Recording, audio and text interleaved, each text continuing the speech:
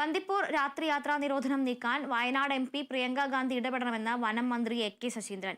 പ്രശ്നപരിഹാര ചർച്ചകൾ നടത്തും. വനംവകുപ്പ് പ്രിൻസിപ്പൽ സെക്രട്ടറി ജ്യോതിലാലിന് ചുമതല നൽകിയിട്ടുണ്ട്.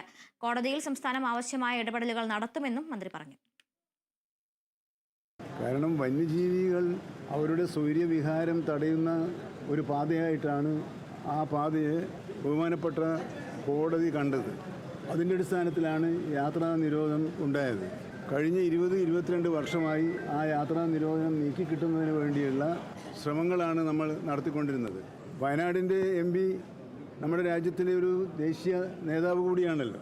അവരുൾപ്പെടെയുള്ളവർ ഇടപെട്ട് യാത്രാ നിരോധനം നീക്കിക്കിട്ടുന്ന കാര്യത്തിൽ നമ്മൾ നല്ലൊരു ശ്രമം നടത്തേണ്ടതായിട്ടുണ്ട്. കേരള ഗവൺമെൻറ് കർണാടക ഗവൺമെൻറ്റിനോട് ഈ കാര്യം ബന്ധപ്പെടുന്നതിനുള്ള നിർദ്ദേശം forest principal secretary additional chief secretary ജ്യോതിലാലിനെ ചുമതലപ്പെടുത്തിയിട്ടുണ്ട്. അവരുമായി ആശയവിനിമയം നടത്തി പരിഹാരം കാണാനാണ് നമുക്ക് ശ്രമിക്കാൻ കഴിയുക. പിന്നെ കോടതിയിലുള്ള കേസായതുകൊണ്ട് കോടതിയിൽ അത് കണ്ടസ്റ്റ് ചെയ്യാൻ ആവശ്യമായ ജാഗ്രതയോടുകൂടി പരിശ്രമങ്ങൾ നടത്തുന്നതാണ്.